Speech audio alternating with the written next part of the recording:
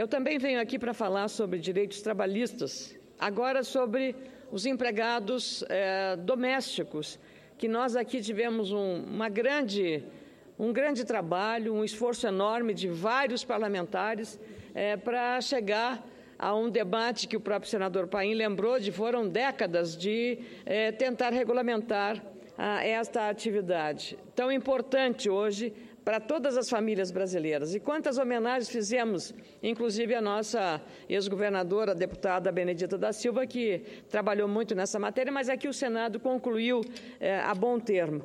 Agora nós esbarramos de novo no sistema, famoso sistema, que é o processamento eletrônico da guia para fazer o recolhimento do Fundo de Garantia e do INSS. Senador Paim, é a primeira vez que formalizar-se-á a contribuição do Fundo de Garantia para o empregado doméstico. Essa já seria uma grande vitória. Eu vinha pagando isso numa conta da poupança, porque o rendimento do Fundo de Garantia eu vou dizer, irrisório. Então, eu aplico numa cadeira de poupança para a minha secretária Regina, porque ela própria, eu prefiro na poupança porque a renda é maior. Veja o ato de sabedoria de avaliar. E, então, nós estamos agora na dependência, porque sexta-feira é o último prazo, senador Jorge Viana, para fazer esse recolhimento do Fundo de Garantia e do INSS para o empregado doméstico. E está dando um problema no sistema. A Receita Federal está empenhada em resolver esse problema, mas são milhares de empregadores em escritórios de contabilidade, donas de casa, que não conseguem ali, ficam um dia inteiro para fazer esse documento, mas eu espero que a Receita Federal, que está, claro, é um novo programa, é uma inovação e talvez isso justifique essa dificuldade. Não há data limite para o cadastramento no sistema, o prazo para pagar... Está tendo uma unificação também, né? Exatamente, a unificação daquilo que se fazia na carteira do trabalho, que já estava por aí resolvido, e também naquele boleto, que o carnê, famoso carnê da Previdência Social, agora não tem mais o carnê da Previdência, tem uma guia única. Então, não há limite para o cadastramento do sistema, o prazo para pagar a guia, porém, é até a próxima sexta, dia 6. Além da alíquota de 8% para o Fundo de Garantia, os patrões terão de pagar 3,2% do salário para cobrir a multa de 40% sobre o saldo do devedor, sobre o saldo do Fundo de Garantia, a ser paga no caso de uma decisão sem justa causa. A alíquota do INSS caiu de 12% para 8% e a mais 0,8% de um seguro por acidente de trabalho, que é uma inovação. A Receita, como eu disse, reconhece as falhas e diz que tentará corrigir o problema, informando que mais de 55 mil documentos de pagamento, ou 5% do total dos empregados cadastrados, já foram emitidos. Mas falta ainda muito mais, porque isso é só 5% dos trabalhadores cadastrados. Eu queria, portanto, renovar a Receita Federal, um pedido para que a gente tenha resolvido esse problema até a próxima sexta-feira, ou bem antes disso, porque precisamos pagar. Eu queria dizer também que hoje, 3 de novembro, já o prédio da nossa casa, do Senado, da Câmara Federal, também os prédios públicos estão aqui iluminados de azul, que é a campanha para a prevenção, do câncer de próstata. E o Instituto Lado a Lado, idealizador do Novembro Azul no Brasil, e a ideia é chamar a atenção a toda a sociedade para essa doença. No dia 6, aliás, nós estaremos aqui na próxima segunda-feira, no próximo dia 10 de novembro, homenageando o Instituto Lado a Lado, para tratar de uma audiência pública conjunta entre Câmara e Senado e também com a Sociedade Brasileira de Urologia, para falar sobre o Novembro Azul e a necessidade da prevenção.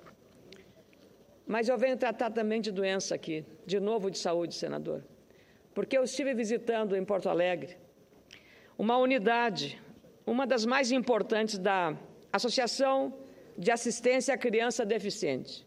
Associação de Assistência à Criança Deficiente, mais conhecida como AACD. Ela tem em todo o Brasil, tem uma promoção nacional para ajudá-la financeiramente, mas ela está tendo sérias dificuldades financeiras. Por que isso está acontecendo numa instituição que atende por mês mais de 3.500 crianças ou pessoas que precisam de um tratamento para a reabilitação motora? Acontece que o SUS está pagando menos de 1/3 do valor dos R$ 65,00 que deveria ser pago a essas instituições. Apenas R$ 21,69 por um único atendimento. Por causa desse desajuste na tabela do SUS, reduzindo de um valor de 65% para 21,69%, é que o tratamento, que deveria durar no máximo 1 ano, no tratamento das crianças ou dos adultos que precisam dessa reabilitação motora, em vez de ser a recuperação 1 ano, se prolonga por até 3 anos, reduzindo o número das intervenções necessárias à recuperação dos pacientes e penalizando, com o alongamento dos prazos de atendimento, os familiares dessas pessoas em tratamento que precisam se deslocar rotineiramente dos bairros e cidades distantes da região metropolitana para conseguir ajuda. São muitas as famílias, às vezes, que são obrigadas a se mudar porque trazem os filhos para essa instituição, porque é a única que existe. Devido às insistentes falhas, crianças, jovens e adultos que dependem desse serviço são penalizados. Isso representa também um custo adicional ao SUS. A sociedade paga um preço elevado por essa situação perversa, pois o SUS, com essas práticas, além de não promover a melhora eficiente do paciente, está deteriorando o sistema de saúde pública tão festejado por todos nós, causando déficit nas contas e nos caixas dessas instituições que fazem o papel do próprio SUS. Vale lembrar que essas entidades atuam há anos de forma comprometida e dedicada, muitas vezes com enormes dificuldades financeiras e limitações. A ACD, por exemplo, nasceu em 50 graças ao trabalho de um visionário, o ortopedista Renato da Costa Bonfim. Hoje, a entidade, que faz cerca de 7.000 atendimentos diários, oferece terapias, consultas e cirurgias para promover a reabilitação e a inclusão social de pessoas com deficiência física. Em 2014, foram realizados quase 1.400.000 atendimentos aos pacientes em 13 unidades distribuídas pelo nosso país. O déficit no caixa, porém, só em relação à unidade de Porto Alegre, já passa de R$ 1.280.000. Em Porto Alegre, esse trabalho, que ocorre desde o ano 2000, só tem continuado graças às doações de recursos e ao trabalho comprometido de 114 colaboradores e mais de 100 voluntários. Na última sexta-feira, inclusive, estive com o diretor da unidade, Cléo Jacques, e a conselheira voluntária Rose Link, a conselheira Rejane Reolon e com outros profissionais dedicados ao atendimento a deficientes. Atualmente, o presidente do Conselho Voluntário Regional é o empresário Luiz Carlos Mandelli e os dirigentes desse conselho, Hilário Werner e Valéria Leopoldino. Essa unidade de Porto Alegre tem atualmente 700 pacientes em atendimento, metade proveniente da capital e outro tanto das cidades da região metropolitana. São 530 atendimentos em média por dia, 10,6 mil por mês e mais de 140 mil ao ano. A principal patologia é a paralisia cerebral. Os atendimentos são em fisioterapia, hidroterapia, terapia ocupacional, estou terminando, presidente, psicologia, serviço social, fonoaudiologia, entre outros. Cerca de 500 aparelhos ortopédicos são entregues todos os meses.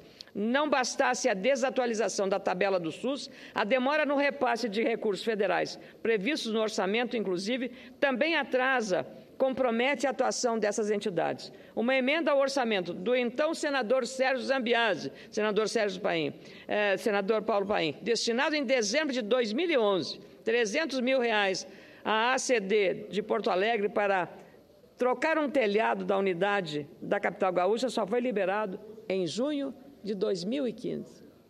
Junho de 2015, uma emenda de 2011, senador Fernando Bezerra. E essa entidade faz tudo isso. Ou seja, 4 anos depois. Mesmo assim, o recurso ainda não pode ser utilizado. Não pode. Vou lhe dizer por quê. As exigências... Terminando, presidente. até a falta de coincidência em relação ao número de furos no telhado e o número de parafusos para ter ali, que o técnico que examina um projeto, para o número de parafusos, o dinheiro ainda não chegou.